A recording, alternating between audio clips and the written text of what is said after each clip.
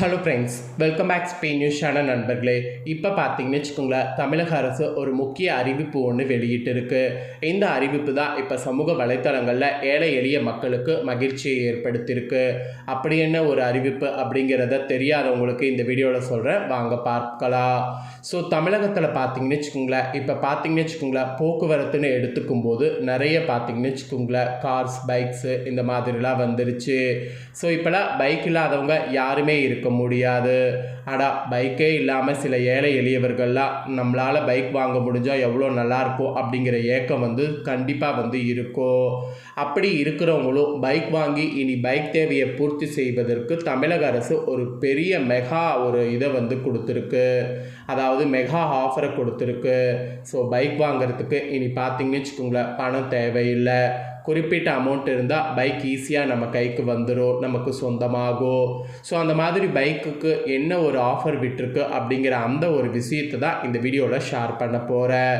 Bike வாங்கணும் அப்படிங்கிற கனவில் இருக்கக்கூடிய அத்தனை பேரும் உங்களுக்கான பைக்கை வாங்கிறதுக்கு இந்த வீடியோ பாருங்கள்.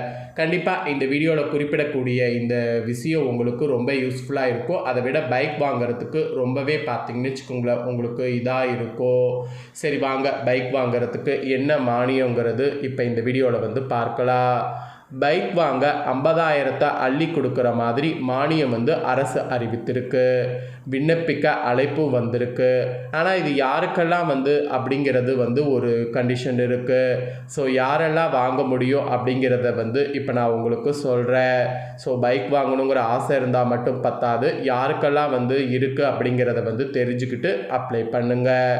சரி வாங்க, பைக்கை பற்றிய இந்த முக்கிய அறிவிப்பு என்னங்கிறத இப்போ இந்த வீடியோவில் அதிரடியாக டீட்டெயில்டாக பார்க்கலாம். ஆக்சுவலி பார்த்தீங்கன்னு வச்சுக்கோங்களேன், தமிழக அரசு பல்வேறு திட்டங்களை செயல்படுத்தி வருவது குறிப்பிடப்படுது.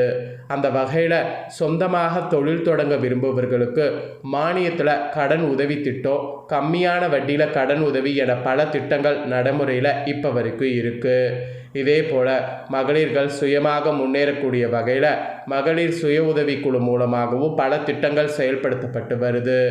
இந்த நிலையில தான் உலகமெங்கும் இருக்கக்கூடிய மக்களுக்கு இருசக்கர வாகனம் வாங்க 50,000 மானிய உதவியானது வழங்கப்பட இருக்கு.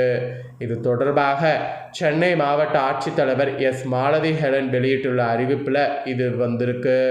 உலக மக்கள் மற்றும் பணியாளர்கள் நல வாரியத்தில் பதிவு பெற்ற 18 வயது முதல் 60 வயது வரை உள்ள உளமக்களுக்கு புதிய இருசக்கர வாகனம் வாங்க மானிய தொகை 50,000 வழங்க தமிழ்நாடு அரசால் ஆணையிடப்பட்டு தமிழ்நாட்டில் உள்ள பள்ளி வாசல்களில் பணியாற்றக்கூடிய பேஸ்இமேக்கள், அலிம்கள், அதுக்கப்புறம் விண்ணப்பத்திற்கான அரபி ஆசிரியர்கள் உள்ளிட்ட உளமக்களிடமிருந்து விண்ணப்பங்கள் பெறப்பட்டு வருவதாக தகவல்கள் வெளியாயிருக்கு. தற்போது மேற்படி திட்டத்தில் பயன்பெற கால அவகாசம் 30/6/2026 15 நாட்கள் நீட்டிக்கப்பட்டு இருக்கு. இருசக்கர வாகனத்திற்கான மானியம் பெற மாவட்ட ஆட்சியர் அலுவலகங்களில் இயங்கக்கூடிய மாவட்ட பிற்படுத்தப்பட்டோர் மற்றும் சிறுபான்மையினர் நல அலுவலர், சிறுபான்மையினர் நல அலுவலரிடம் படிவத்தினை பெற்று உரிய ஆவணங்களோடு விண்ணப்பித்து ஒப்புதல் பெற்ற பின்னரே பயனாளி இருசக்கர வாகனம் வாங்க வேண்டும். ஸோ இப்போ டைம் பார்த்தீங்கன்னு வச்சுக்கோங்களேன், முடிந்திருந்தாலும் டைம் எக்ஸ்டெண்ட் பண்ணப்பட்டிருக்கு. அதாவது 50,000 வழங்கக்கூடிய தமிழ்நாடு அரசால் ஆணையிடப்பட்ட இந்த இது யாருக்கெல்லாம் இருக்குன்னா, தமிழ்நாட்டில் உள்ள பள்ளி வாசல்களில் பணியாற்றக்கூடிய பேஸ்இமேக்கள், அலிம்கள், விண்ணப்பத்திற்பதற்கான அரபி ஆசிரியைகள் இந்த மாதிரி இருக்கிறவங்க அப்ளை பண்ணலாம் அப்படிங்கிற மாதிரி குறிப்பிடப்படுது. பூர்த்தி செய்யப்பட்ட விண்ணப்பங்களை மாவட்ட பிற்படுத்தப்பட்டோர் மற்றும் சிறுபான்மையினர் நல அலுவலகம் அல்லது சிறுபான்மையினர் நல அலுவலகங்களில் 15/7/2026 தேதிக்குள்ளே உரிய ஆவணங்களோடு சமர்ப்பிக்க வேண்டும். அப்படி சமர்ப்பிக்கப்பட்டதுன்னா கண்டிப்பாக மானியம் வழங்கப்பட்டு பைக் வழங்கப்படும். சென்னை மாவட்ட ஆட்சித்தலைவர் இந்த மாதிரி ஒரு விஷயத்தை பார்த்தீங்கன்னு வச்சுக்கோங்களேன், இப்போ வெளியிட்டிருக்கிறாரு. ஸோ இந்த விஷயம் நிறைய பேருக்கு தெரியாமல் இருக்கும் அப்படிங்கிறதுனால தான் இந்த விஷயத்தை இப்போ ஷேர் பண்ணேன். ஏன்னா இந்த விஷயம் தெரியாதவங்க முதல்ல இந்த விஷயம் தெரிஞ்சு பைக் வாங்கக்கூடிய விவரத்தை தெரிஞ்சுக்கணும் அப்படிங்கிறது தான். அதனால தான் இந்த முக்கிய விஷயத்தை இப்போ உங்ககிட்ட கொடுத்துருக்கேன். ஸோ பைக் வாங்கணும் அப்படின்னு நினைக்கிறவங்க கண்டிப்பாக பார்த்தீங்கன்னு வச்சுக்கோங்களேன், முயற்சி பண்ணுங்கள். கண்டிப்பாக பைக் உங்களுக்கு கிடைக்கும். ஸோ பைக் கிடைக்காமலாம் இருக்காது. இதை தொடர்ந்து இப்போ ஒரு முக்கியமான விஷயமும் சமூக வலைத்தளங்களில் வெளியாகி வைரலாக பரவிட்டு இருக்கு. வாங்க அதை பற்றிய தகவல்களும் இந்த வீடியோவில் பார்க்கலாம். கரூரில் திமுகவை முதல்வர் விஜய் குற்றம் சாட்டி பேசியதற்கு முன்னாள் அமைச்சர் சிவசங்கர் பதிலடி கொடுத்துள்ளார். ஸோ அதுவும் இப்போ காட்டுத்தீ போல பரவிட்டு இருக்கு. வாங்க அது என்னங்கிறது பார்க்கலாம். முதல்வர் விஜய் நேற்று கரூருக்கு வருகை தந்தார்.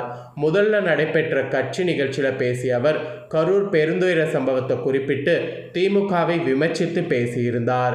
முன்னாள் அமைச்சர்கள் செந்தில் பாலாஜி, ஏவே வேலு ஆகியோரையும் விமர்சித்திருந்தார். இந்த நிலையில் நேற்று மாலை அண்ணா அறிவாலயத்தில் செய்தியாளர்களை சந்தித்து பேசிய முன்னாள் போக்குவரத்து துறை அமைச்சர் சிவசங்கர் கரூருக்கு போக முடியாமல் இருந்ததற்கு திமுக தான் காரணம் என்பது போல் பேசியிருக்கிறார். திருச்சி கிழக்கு வரை பிரச்சாரத்திற்காக சென்ற விஜய் அதற்கு பக்கத்தில் இருக்கக்கூடிய கரூருக்கு போயிருக்கலாம். காரணம் அவருடைய சோபா மாடல் கட்சியில் கரூர் விஜயபாஸ்கர் தன்னுடைய பதவியை ராஜினாமா செய்துவிட்டு சேரட்டும், இடைத்தேர்தல் வரட்டும், பிரச்சாரத்துக்கு போகலாம் என்று காத்திருந்தார். அந்த மாதிரி அவர் சாடியிருக்கிறார். இவர் நன்றி சொல்வதற்கு செல்வதாக இருந்தால் முதல்ல பெரம்பூருக்கு தான் சென்றிருக்க வேண்டும். ஆனால் திருச்சி கிழக்குக்கு இடைத்தேர்தல் காரணமாக தான் சென்றார். அதே போல கரூருக்கு இடைத்தேர்தல் காரணமாக தான் சென்றிருக்கிறார்.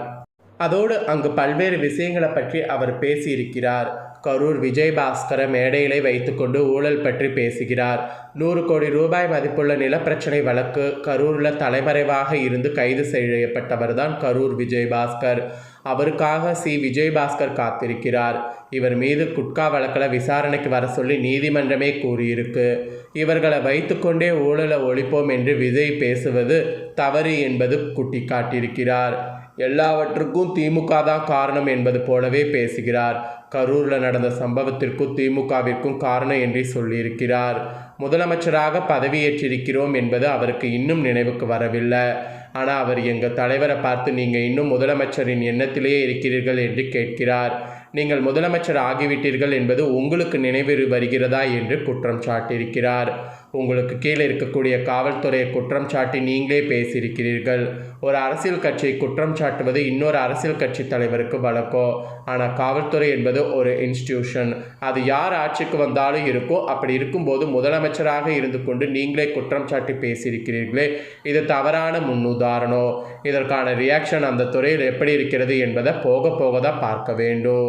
தன்னுடைய முதுகில் இருக்கக்கூடிய கரையை மறைப்பதற்கு மற்றவர்களை குற்றம் சொல்வது தான் தன்னுடைய வழக்கம் என்பது போல காவல்துறையையும் காவல்துறைக்கு அன்றைக்கு ஆளும் கட்சியாக இருந்தவர்களும் வழிகாட்டினார்கள் என்று பேசிக்கொண்டிருக்கிறீர்கள். இது முற்றிலும் தவறு அப்படிங்கிற மாதிரி இந்த மாதிரி குறிப்பிட்டு பேசியிருக்கிறார். ஸோ அவர் பேசின இதெல்லாம் தான் சமூக வலைத்தளங்களில் வெளியாகி ரொம்ப வைரலாக பரவிட்டுருக்கு. ஸோ இதை பற்றிய கருத்து என்ன அப்படிங்கிறத கமெண்ட் பண்ணுங்கள். மெயினாக வண்டிவுக்கு இப்போ மானியம் இருக்குது அப்படிங்கிறத தெரிஞ்சுக்கிட்டு அதை பண்ணணும் அப்படிங்கிறதுனால தான் வண்டியை பற்றி தகவல்களை உங்களுக்கு ஷேர் பண்ணேன். ஸோ வண்டி வேணும்னு நினைக்கிறவங்களுக்கு இது கண்டிப்பாக ரொம்ப யூஸ்ஃபுல்லான ஒரு வீடியோவாக இருந்திருக்குன்னு சொல்லி நான் நம்புகிறேன். உங்கள் ஃப்ரெண்ட்ஸ் ஃபேமிலிக்கும் லைக் பண்ணி ஷேர் பண்ணுங்கள், அவங்களும் பார்த்து பயன்பெறட்டும். இதே போல் புதிய தகவல்களை தெரிந்து கொள்ள மறக்காமல் நம்ம சேனலை சப்ஸ்கிரைப் பண்ணுங்கள், கூட பெல் பண்ண ப்ரெஸ் பண்ணுங்கள். அதை பண்ணிட்டீங்கன்னா இனி நான் போகிற மற்ற அப்டேட்டான எல்லா விஷயம் உடனுக்குடனே தெரிந்து கொள்ளலாம். ஸோ மறக்காமல் பண்ணுங்கள். சுவாரஸ்யமாக வேறொரு நியூஸில் உங்களை சந்திக்கிறேன். நன்றி, வணக்கம்.